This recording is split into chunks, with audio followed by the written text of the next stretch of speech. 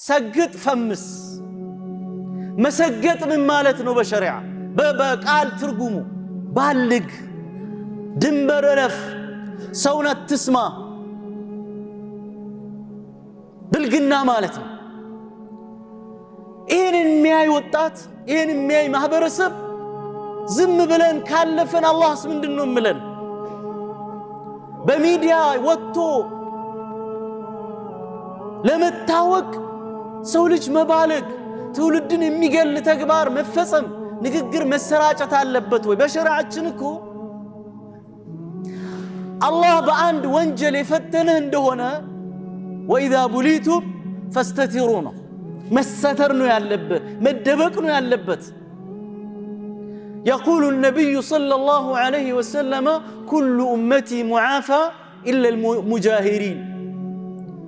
أمتوچن الله ይቅርላችኋል ሁሉንም አሉ እነማ ሲቀሩ ደብቆ ማዕሲያ ወንጀል ሰርቶ ከዛ በኋላ አደባባይ ወጥቶ ይውልኝ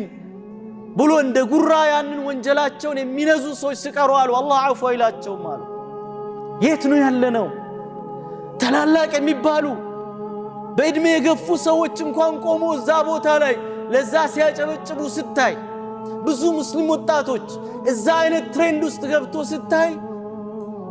ወዴት ነው እንደ ሀገር እየሄድን ያለነው እንደ እስላም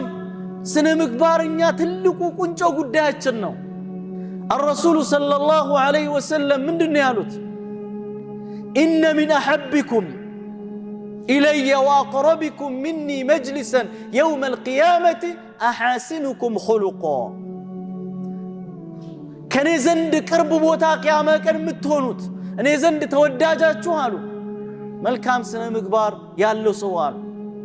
سوري ما يسادب ما ينقاشش يما يوارد فحش قشاشا ንግግርን ብልግና ንግግርን የማይናገር ብልግና ተግባራትና ንግግሮች በየትኛውም ነገር ውስጥ አይሆኑም ያን ነገርን ቢያወድሙት እንጂ አሉ ረሱል አለይሂ ሰላቱ ሰላም ሐያ ሕሽማ ክብር የሆነ ነገር ውስጥ ካለ ደግሞ ያንን ነገርን ያሳምረዋል አሉ ሚዲያ ያንን ሲያራግብ ታያለ እዛ ላይ ወጥቶም ዳዕዋ ሀገራዊ ጉዳይ የሚዲያ የሆነ ጉዳይ ተብሎ ዳዕዋ የሚያደርግም ሰው ታያለ እዛ ቦታ ላይ ወደ ሃይማኖቱ ሐቅ ያዘው ሙስሊም አፉን ዘግቶ ተቀምጧል ኢላ መታ